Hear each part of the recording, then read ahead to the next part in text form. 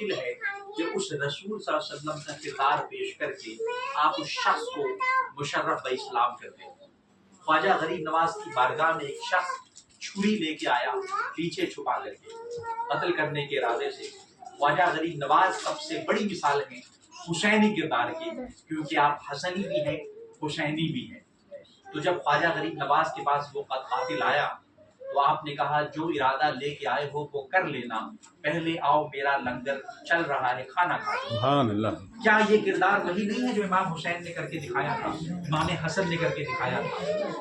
جس دن یہ کردار مسلمانوں پہ آ جائے گا دوبارہ سے ہماری کایا پلٹ جائے گی، ہماری مسجدیں شہید ہونا بند ہو جائیں گی۔ یہ جو ہمیں اللہ نے پوری دنیا میں ابھی دیکھ رہے ہیں فتح و نصرت چلی گئی، ہم خوب دعائیں کر رہے ہیں لیکن نہیں مل رہی کیونکہ ہمارے اندر سے۔ اچھا ایک اور چیز سنیے، اہل بیت پر اور آل رسول پر ظلم کس نے کیا تھا؟ یہودیوں نے کیا تھا؟ نہیں کیا تھا مسلمان۔ عیسائیوں نے کیا تھا؟ نہیں کیا تھا انہوں نے۔ ہندوؤں نے کیا تھا؟ نہیں کیا تھا انہوں نے۔ بنام مسلم نام نہاد مسلمانوں نے کیا۔ تو آل رسول کے بارے میں اللہ کہہ رہا ہے اے رسول آپ اجر مانگیے، آپ نے جو دعوت دی اسلام کی اتنی مشقتیں اٹھائیں، یہ آپ کا اجر ہے، حق ہے کہ آپ اہل بیت سے محبت مانگیے۔ قل لا اسألکم اجرا الا المودۃ فی القربى، اے رسول آپ کہہ دیجئے مجھے کچھ نہیں چاہیے اے مسلمانوں تم سے، مجھے تم سے صرف یہ چاہیے کہ میں نے تمہیں مسلمان بنایا ہے، اسلام کا تحفہ دیا ہے، تم میرے گھر والوں سے محبت کرو، بس اتنا مانگیے آپ۔ لیکن اگر انہی میں سے کچھ لوگوں نے بجائے اس کے کہ اہل بیت سے محبت کرتے، اہل بیت کو چن چن کے قتل کر دیا۔ امام علی کا قتل کیا گیا کہ نہیں؟ امام مولا علی کا قتل کس نے کیا؟ ابن ملجم نام کا مسلمان تھا۔ امام حسین کو یزیدیوں نے قتل کیا، امام حسن کو زہر دے کے مسلمانوں نے ہی نام نہاد لیکن تھا تو کلمہ کو۔ امام جعفر صادق کو بھی قتل کیا گیا، شہید کیا گیا۔ امام موسیٰ کاظم کو بھی شہید کیا گیا۔ امام علی نقی کو بھی، محمد تقی کو بھی شہید کیا گیا۔ امام تقی کو بھی شہید کیا گیا۔ امام حسن عسکری کو بھی شہید کیا گیا۔ اور امام مہدی کو اللہ نے مخفی رکھا، چھپا کے رکھا ہے کہ ورنہ ان کو بھی شہید کر دیتے۔ آج جو ہم کہہ رہے ہیں نا امام مہدی کا انتظار کر رہے ہیں جھنڈا لے کے، یقین مانیے امام مہدی آ گئے، سب سے پہلے ان کا قتل کرنے یہی مسلمان جائیں گے، ہندو بعد میں آئیں گے ان کو قتل کرنے کے۔ ان کو نہیں ہے نفرت آل محمد سے، آل رسول سے، یہی نام لیوا جو بہت نام لے رہے یہی سب سے پہلے آئیں گے۔ کربلا میں بھی یہی آئے تھے۔ ہمیشہ چوکنے رہیے، خبردار رہیے کہ آل محمد اور آل بیت سے نفرت کرنے والے کوئی اور نہیں تھے، یہی نام نہاد مسلمان تھے۔ آج ہمیں اپنی فیملیز کو، اپنے بچوں کو آل محمد کی محبت پر لانا پڑے گا، جیسا کہ حدیث پاک زنیرہ صدیقہ نے بتایا ہے، من مات علی حب آل محمد مات شہیدن، جو آل محمد صلی اللہ علیہ وسلم کی اہل بیت کی محبت میں مرے گا شہید ہوگا، وہ شہید کہلائے۔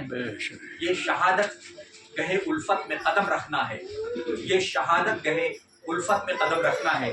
لوگ آسان سمجھتے ہیں مسلمان ہونا، تو یہی حقیقت ہے کربلا کی، یہ شہادت کا جو جذبہ ہے اس میں آپ کو اسلام کے لیے نچھاور کرنا ہوتا ہے۔ مثال کے طور پہ میں چھوٹی سی مثال دوں گا، یہ عالمہ آپ کے سامنے آئی ہیں، یہ فاروق نگر کہتے ہیں، بہت دور ہے غازی آباد سے، اتنی گرمی میں چل کے آئی، ٹھیک ہے نا؟ یہاں پہ یہ کوئی کمانے تو نہیں آئی، یہاں پہ کوئی ذاتی فائدہ تو نہیں ہے، آل محمد کا ذکر کرنے آئی ہے، اہل بیت کا ذکر کرنے آئی ہے۔ یہ ہے ایک چھوٹی سی قربانی۔ اگر ہم یہ قربانی دینا شروع کریں اپنی زندگی میں، اس کے بدلے میں پھر اللہ تعالیٰ ہمیں سرخروئی دیتا ہے، فتح دیتا ہے۔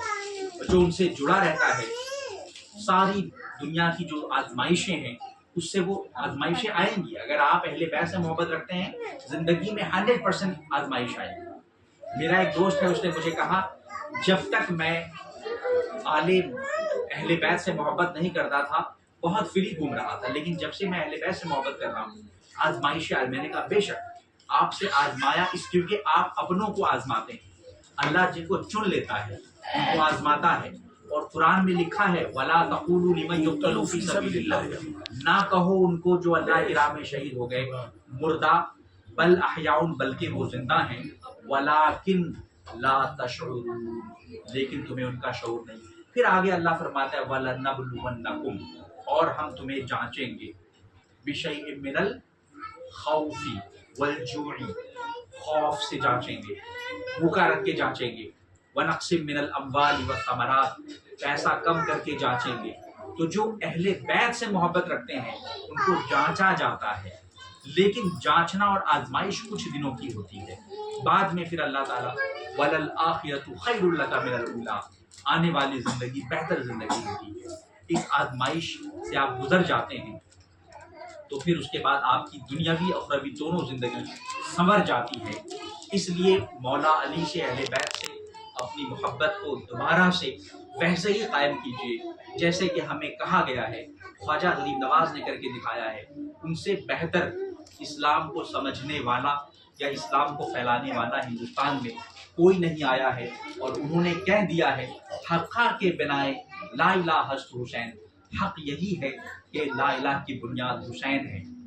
اب آپ دیکھیے کتنے سارے فرقے آ گئے ہیں کہ نہیں آ گئے ہیں. نعوذ باللہ، کچھ لوگ تو یزید کو رضی اللہ عنہ تک کہتے ہیں، ذاکر نائک جیسے لوگ. لیکن اب ایسے میں ہمارے لیے وہ حدیث جس میں آپ نے فرمایا میری امت اہل بیت کے بارے میں آزمائی جائے گی، آپ کو ایسا لگے گا کہ ارے